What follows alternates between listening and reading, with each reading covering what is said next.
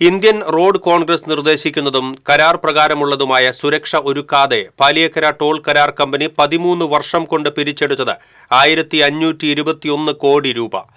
Toll പിരിവ് ആരംഭിച്ച് ഫെബ്രുവരി 9-ന് 13 വർഷം പൂർത്തീകരിക്കാനിരിക്കെ സുരക്ഷാ ക്രമീകരണങ്ങൾ പൂർത്തിയാക്കാതെയാണ് കമ്പനി ഇപ്പോഴും ടോൾ പിരിക്കുന്നത്.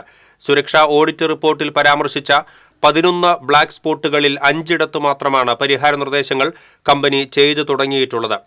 നടത്തറ, മരത്താക്കര, പോട്ട ആശ്രമം ജംഗ്ഷൻ, പുതുക്കാട്, കൊടകര, പേരാമ്പ്ര എന്നിവിടങ്ങളിലും 30ഓളം തീവ്ര അപകട സാധ്യത കവലകളിലും മറ്റ് അപകട സാധ്യതയുള്ള 20 ജംഗ്ഷനുകളിലും ഇതുവരെ കമ്പനി യാതൊരു സുരക്ഷാ നടപടികളും ചെയ്തിട്ടില്ലെന്ന് തനിക്ക് ലഭിച്ച വിവരാവകാശ രേഖ വ്യക്തമാക്കുന്നതായി ജില്ലാ പഞ്ചായത്ത് പ്രതിപക്ഷ നേതാവ് ജോസഫ് ടാജറ്റ് പറഞ്ഞു.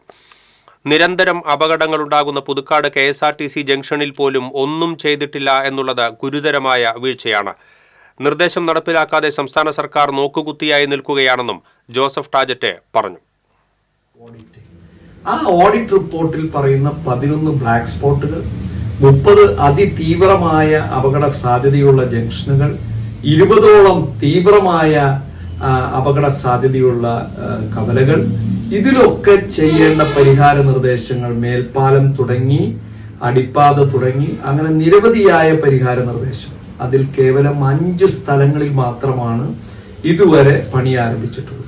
ബാക്കിയുള്ള ഒരു സ്ഥലങ്ങളിലും യാതൊരു തരത്തിലുള്ള പരിഹാര നിർദ്ദേശങ്ങൾ നടപ്പിലാക്കാൻ വേണ്ട നടപടികൾ സ്വീകരിച്ചിട്ടില്ല എന്ന് ഈ വിവരാവകാശ രേഖ പറയാണ്. നമുക്ക് ഏറ്റവും കൂടുതൽ അപകടം നടക്കുന്ന പുതുക്കാട് KSRTCയുടെ ആ മുൻവശം, അവിടെയും യാതൊന്നും ചെയ്യാനുള്ള, എന്തെങ്കിലും തരത്തിൽ ചെയ്യാനുള്ള ഒരു പരിപാടിയെക്കുറിച്ച് അല്ലെങ്കിൽ പരിഹാര നിർദ്ദേശത്തെക്കുറിച്ച് ഇതിൽ പ്രതിപാദിക്കുന്നില്ല.